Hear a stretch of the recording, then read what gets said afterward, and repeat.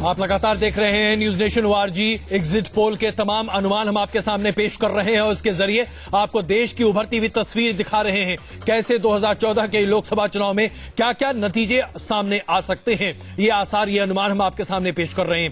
543 सीटों की इस लोकसभा में आखिरकार एनडीए गठजोड़, यूपीए गठजोड़ और अन्य के खाते में कितनी सीटें जा सकती हैं, इसका अनुमान आप अभी अपनी स्क्रीन पर एक बार फिर से देख लीजिए।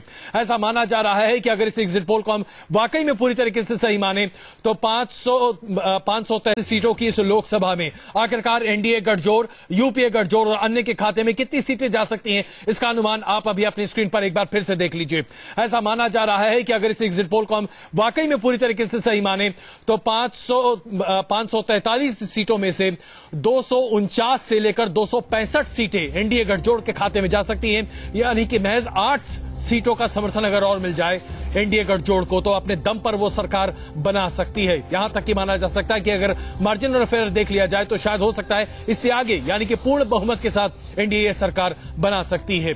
यूपीए अपने सबसे खराब प्रदर्शन पर आती हुई दिखाई दे रही है। अब तक के 121 से लेकर 148 सीटें यूपीए के खाते में जाती हुई दिखाई दे रही है और इसमें कांग्रेस का आंकड़ा 100 के आसपास आता हुआ दिखाई दे रहा है और यह शायद अब तक का कांग्रेस का सबसे खराब प्रदर्शन होगा अगर ये एग्जिट पोल पूरे तरीके से सही निकल आता है तो। उसके साथ साथ हम आपको अन्य के बारे में बता दें, 143 में से 160 सीटें अन्य के खाते में जा सकती हैं। अब इसमें कई ऐसे क्षेत्रीय राजनेता हैं जो अपने आप को काफी बड़े दमखम के साथ पेश कर सकते हैं, जैसे जयललिता हैं, ममता बनर्जी हैं, आप उसके बाद नवीन पटनायक की बात कर सकते हैं, लालू प्रसाद यादव के बारे में भी अटकलें काफी ज्यादा तेज हैं, वो भी काफी प्रखर तरीके से सामने आ सकते हैं। तमाम ऐसे नेता सामने आ सकते हैं। आप इसमें बीएसपी को भी नहीं छोड़ सकते, वो भी काफी बड़े पैमाने पर अपने आप को सामने रख सकते हैं। तो कई ऐसे पार्टी हैं, समाजवादी पार्टी, जिसके बारे में भी आप आंकलन अपने हिसाब से लगा सकते हैं। लेकिन सबसे बड़ी बात जो निकल कर आ रही है वो अभी आपके सामने हमने पेश की। हमारे तमाम मेहमान इस वक्त हमारे साथ मौजूद हैं। उससे पहले कि उनका तारुफ मैं आपसे कराऊं,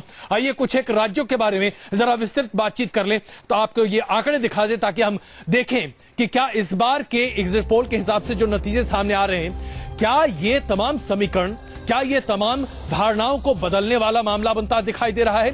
उत्तर प्रदेश की बात करते हैं। आइए सबसे पहले 80 सीटों के इस लोकसभा में अगर आप देखें तो कांग्रेस के पास जो वोटिंग परसेंटेज है वो करीब 21% है, बीजेपी के पास 25%, बीएसपी के पास 24% वोटिंग परसेंटेज है और समाजवादी पार्टी के पास 21% है। इसे अगर आप सीटों में तब्दील कर देते हैं तो यह आंकड़ा जो है अपने आप में बड़ा दिलचस्प बन जाता है, क्योंकि यहां पर कई सारी चीजें हैं जिसमें कुछ एक्सप्लेन्ड और कुछ अनएक्सप्लेन्ड हैं। जैसे कि इसमें बीएसपी की बात आप कहें 6 से 10 सीटें, इसको लेकर बड़ा संशय है। लोग मानते हैं कि शायद ये वास्तविकता से परे हो सकता है। भारतीय जनता पार्टी यहां पर 52 सीटें तक ले सकती है और कांग्रेस के खाते में 10 सीटें जा सकती हैं। समाजवादी पार्टी अपने आप को 14 सीटों तक यहां पर रख सकती है। तो उत्तर प्रदेश का यह आंकड़ा 16 तारीख को ही समझ में आएगा कि वाकई में ऐसा निकलता है या इससे थोड़ा भिन्न। लेकिन अगर यहां पर भारतीय जनता पार्टी 52 तक पहुंच जाती है तो अपने ऑल टाइम बेस्ट परफॉर्मेंस के आसपास पहुंचती हुई दिखाई देती है। अगला राज्य हम आपके सामने पेश करते हैं। आइए अगले राज्य की बात अगर हम यहां पर जैसे ही सामने करें, अगला राज्य अभी हम दिखाने जा रहे हैं। इससे पहले कि प्रोड्यूसर्स मेरा अगला राज्य इसके आपका जो आंकड़ा है वो आपके सामने पेश करें। नलिन जी, अगर हम उत्तर प्रदेश की बात करें, चलिए लगता है बिहार आ गया हमारे सामने, तो जरा बिहार की बात कर लें उसके बाद जरा, क्योंकि इसके के साथ साथ 120 सीटों का आंकड़ा आपके पास आ जाता है। 40 सीटों की लोकसभा में यहां पर जो बिहार में जो 40 सीटें लोकसभा की हैं वहां पर बीजेपी के पास 36% के आसपास वोट परसेंटेज जाता दिखाई देता है। कांग्रेस और गठजोड़ के खाते में 19% वोट परसेंट जाता हुआ दिखाई दे रहा है और जेडीयू के पास करीब 20% के आसपास वोट परसेंट है। ऐसे में अब आप इसे सीटों के प्रोजेक्शन में देखें तो ये बहुत चौंकाने वाले नतीजे यहां आते हैं, जो कि वाकई में समझ में नहीं आता, क्योंकि ग्राउंड रिपोर्ट जो है उसके आधार पर आरजेडी बहुत बेहतर पोजीशन में है, लेकिन फिर भी कांग्रेस और आरजेडी दोनों को मिलाकर 2 या 3 सीटें आती दिखाई देती हैं। ये जो जादू है ये अमित जी इस पर बता सकते हैं, आपने जानकारी। जेडीयू के पास 10 सीटें जा सकती हैं और बीजेपी यहां जबरदस्त बढ़त बना सकती है, करीब 28 सीटें यहां पर बीजेपी हासिल कर सकती है। तो बिहार का ये आंकड़ा यानी कि 120 सीटों पे अगर इस समीकरण को आप देखें तो ऐसा लगता है कि तकरीबन 75 सीटें यहां पर भारतीय जनता पार्टी ले सकती है अपने दम पर, और ये आता है तो वाकई में ये पूरा का पूरा डायनेमिक्स बदल जाता है। एक और राज्य दिल्ली, देश की धड़कन माना जाता है, 7 सीटें यहां पर हैं, लेकिन आम आदमी पार्टी का इंपैक्ट यहां पर कम से कम होता हुआ दिखाई देता है। वोट परसेंटेज 10 के आसपास है, बीजेपी का 60% वोट यहां पर दिखाई दे रहा है और कांग्रेस का करीब 30%। अपने आप में बड़े चौंकाने वाले आंकड़े। अगर 7% वोट किसी के पास है तो 7 सीटें उसके पास होनी चाहिए, लेकिन जैसे ही आप इसे सीटों में तब्दील करते हैं एक अलग तस्वीर आपके सामने उभर कर आती है। भारतीय जनता पार्टी के पास 6 सीटें यहां पर जा सकती है, 5 से 6 सीटें, कांग्रेस के पास 1 और आम आदमी पार्टी के पास अधिकतम 1 सीट जा सकती है। इस सूरत के हिसाब से आम आदमी पार्टी का अस्तित्व शायद सीटों के आधार पर बहुत ज्यादा तब्दील होता हुआ नहीं दिखाई दे। एक और राज्य अभी आपके सामने तुरंत देख लेते हैं, उसके बाद फिर हम चर्चा पर आगे अग्रसर होते हैं। अगला राज्य जो हम आपके सामने पेश कर रहे हैं वो है महाराष्ट्र। 48 सीटें हैं महाराष्ट्र में, और यहां पर जो बड़ी तस्वीर निकल कर आ रही है, भारतीय जनता पार्टी गठजोड़ के पास करीब 40% मतदाताओं का समर्थन दिख रहा है। कांग्रेस के पास भी करीब 40% के आसपास है, लेकिन कांग्रेस का यहां पर बढ़त है वोटिंग परसेंटेज के हिसाब से, लेकिन इस बढ़त को कांग्रेस तब्दील नहीं कर पा रही। कांग्रेस गठजोड़ वहां पर तब्दील नहीं कर पा रही है। सीटों के हिसाब से अगर आप इसे देखें तो भारतीय जनता पार्टी गठजोड़ के पास 27 से 31 सीटें जाती हुई दिखाई दे रही है, जबकि कांग्रेस गठजोड़ के खाते में 17 से 21 सीटें। यानी कि यहां पर शिवसेना बीजेपी वाकई में बढ़त बना रही है, और तमाम ये फैक्टर्स यहां पर काम करते दिखाई दे रहे हैं। कई राज्यों के आंकड़े आपके सामने हमने पेश किए। आइए जरा इस पर चर्चा शुरू करते हैं। नलिन जी, उत्तर प्रदेश में अच्छा खासा वक्त आपने गुजारा है, वहां पर 52 सीटों के आसपास बेस्ट केस सिनेरियो है, लेकिन अगर ऐसा होता है तो यह तभी हो पाएगा जब आप समाजवादी पार्टी, बीएसपी, कांग्रेस, इन तमाम सभी दलों को पछाड़ दें। और सबसे बड़ी बात यहां पर यह है, दलित वोट बैंक में जबरदस्त सेंध मारते हैं। क्या अमित शाह जी इतने बड़े मास्टर मैनिपुलेटर हैं? देखिए, अमित शाह जी के बारे में जब आप चर्चा करें, वो मैनिपुलेटर वर्ड से मैं सहमत नहीं हूं। हाँ, एक बहुत कुशल ऑर्गेनाइजर हैं, संगठन के एक मजबूत व्यक्ति हैं। रही बात उत्तर प्रदेश में, पिछली बार मैं वही देख रहा था, हमारा वोट शेयर लगभग 17-18% था 2009 में, और आप इसे अब बता रहे हैं 24% में जी। और 23 और 27% रहा था बीएसपी और सपा। जब 24% पे आते तो सीटों में बहुत इजाफा होता है, और बाकी पार्टियां अगर उसी रेंज में आप देख रहे हैं तो डिवीजन ऑफ वोट्स का एक फैक्टर हो सकता है। लेकिन जो हमने देखा है, मुझे लगता है कि मोदी जी का करिश्मा और लोकप्रियता इतनी है वहां पर कि हमारी सीट्स उसके आधार पर बहुत बढ़ने वाली हैं। सेकेंड है कि उत्तर प्रदेश में जिस प्रकार की सरकार वहां रही है, और केंद्र में यूपीए के साथ जुड़े ही है समाजवादी पार्टी जी, और कांग्रेस का जिस प्रकार से प्रदर्शन रहा है, तो महंगाई, भ्रष्टाचार, बेरोजगारी, ये बड़े विषय हैं उत्तर प्रदेश में भी। तो इसको लेते, महिला सुरक्षा बहुत बड़ा विषय है, किसानों का विषय बहुत बड़ा है। तो इस सबको लेते मैं मानता हूं ये जो फिगर आप कह रहे हैं ये संभव है, इससे ऊपर भी हो सकता है, लेकिन ये फिगर जरूर संभव हो सकता है। राहुल देव जी, 50 के ऊपर का आंकड़ा उत्तर प्रदेश में भारतीय जनता पार्टी के लिए, तो इसके बाद तो जो एक इंजीनियरिंग की बात की जा रही थी वो तो अपने आप में स्पष्ट होती दिखाई दे रही है। और अगर हम इसमें बिहार के आंकड़े को भी जोड़ दें, 27 सीटों के आसपास भारतीय जनता पार्टी अगर अपने दम पर वहां हासिल कर लेती है तो 75 से ऊपर का आंकड़ा, 80 के आसपास ये सीटें। 120 में 60 की कम से कम जरूरत उनको थी, 60 से नीचे में उनका काम नहीं बनता, लेकिन अब लग रहा है कि वो काफी आरामदेह हालत में हैं। और इंजीनियरिंग, और मैं कहूंगा कि हवा, जो मोदी की हवा लगातार हमें दिख रही थी, उत्तर प्रदेश में उसकी धमक बहुत ज्यादा थी। उत्तर प्रदेश में जहां तक मेरी जानकारी है, सबसे बड़ी संख्या में देश में नए वोटर उत्तर प्रदेश में थे, क्योंकि वहां पे सबसे ज्यादा युवा की संख्या निकली है, जनसंख्या उसमें जनसंख्या गणना में भी। और उनका झुकाव एक जादू जैसा जो चल रहा था, जो हमने लगातार महसूस कर रहे थे, आंकड़े भी बता रहे थे, वो दोनों ने मिलकर काम किया है। ये मानना पड़ेगा कि मोदी और अमित शाह की जुगलबंदी जो रही है, बिल्कुल बूथ के लेवल तक जाकर योजना बनाने की और संगठन को खड़ा करने की, वो कामयाब हुई। उर्मिलेश जी, सांप्रदायिकता एक बड़ा मसला बन गया जैसे ही उत्तर प्रदेश का नाम सामने आया, और अमित शाह जी को जैसे ही वहां पर डिप्यूट किया गया, ये मुद्दा और भी ज्यादा प्रखर तरीके से सामने आया। क्या सांप्रदायिकता एक ऐसा मसला रहा जिस पर उत्तर प्रदेश का वोटर इतना विभाजित हुआ, और खास करके अगर हम मुस्लिम वोटर की बात करें, कि आज स्थिति यह है कि भारतीय जनता पार्टी अपने ऑल टाइम बेस्ट परफॉर्मेंस से भी शायद बेहतर कर जाए?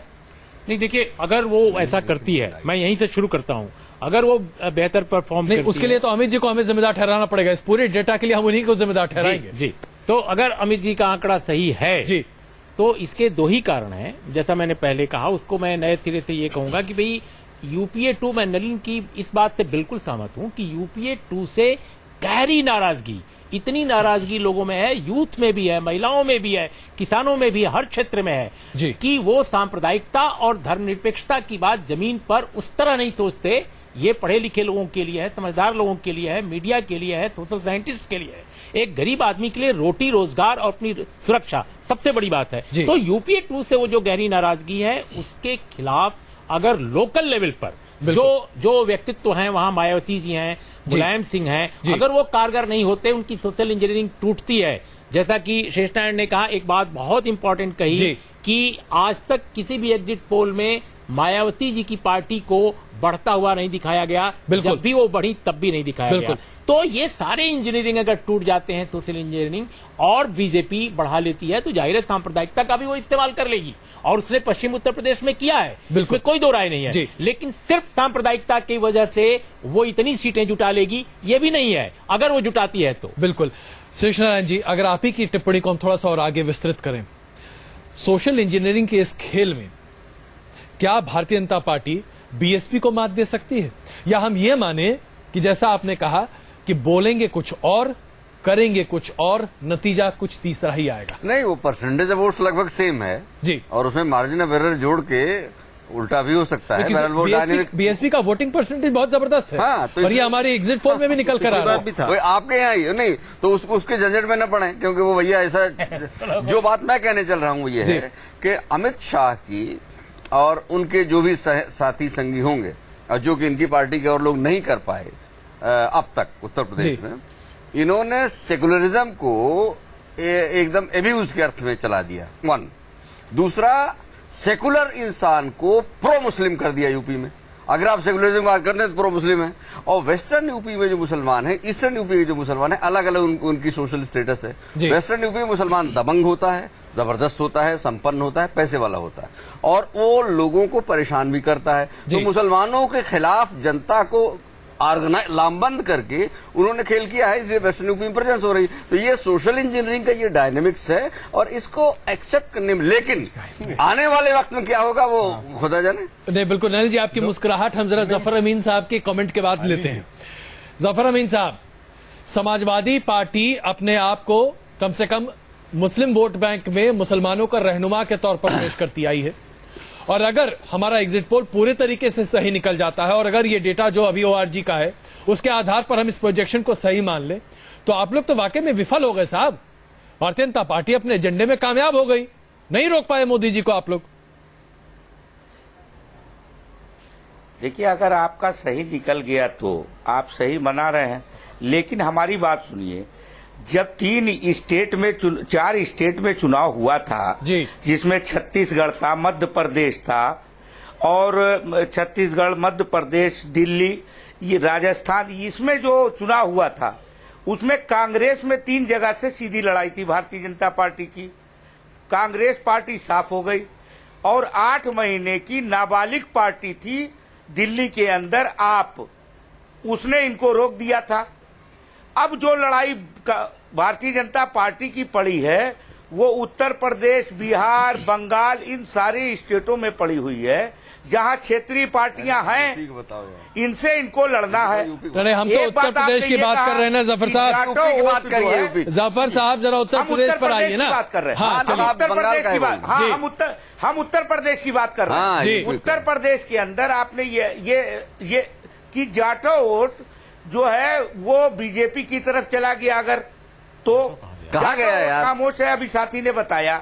दूसरे कोई नहीं, आन मत करो। वोट आपने 3 जगह बांटा है। अगर ऐसा नहीं हुआ, मुसलमान का वोट अपनी जगह कायम रहा समाजवादी पार्टी के साथ, तो रिजल्ट तो एकदम उल्टा हो जाएगा। ऐसा ना हो जाए जफर अमीन साहब की आप जो है 50 से सीधे घटके चली आएगी। आजमगढ़ से कहीं ऐसा ना हो कि नेताजी हार जाएं। हमारा ये कहने का मतलब है। तो ठीक है, उत्तर प्रदेश के अंदर मुसलमानों ने समाजवादी पार्टी को एक तरफा वोट किया है। बता दीजिए उनको, निकाल दी जाएगी। ये श्योर है। नहीं, चलिए, बिल्कुल सही आप कह रहे हैं। संजय सिंह जी सहमत है जी, हम आपसे सहमत है, वो भी सहमत है। मैं एक हस्तक्षेप ये करूंगा जी, बोलिए। ये लोकतांत्रिक प्रक्रिया में यदि भारतीय जनता पार्टी आगे बढ़ रही है, ये लोग भूल रहे हैं कि आधुनिकता ने इस देश को पर में जगह बनाई है। जो नया यूथ आ रहा है, जो महिलाएं आ रही हैं, वो उस आधुनिकता के जो मुद्दे हैं उसको एड्रेस किया जा रहा है। हमेशा पहचान की राजनीति के आधार पर, कि जातीय समीकरण के आधार पर ही वोट होगा या कम्बिनेशन वही बनेगा, ऐसा नहीं है।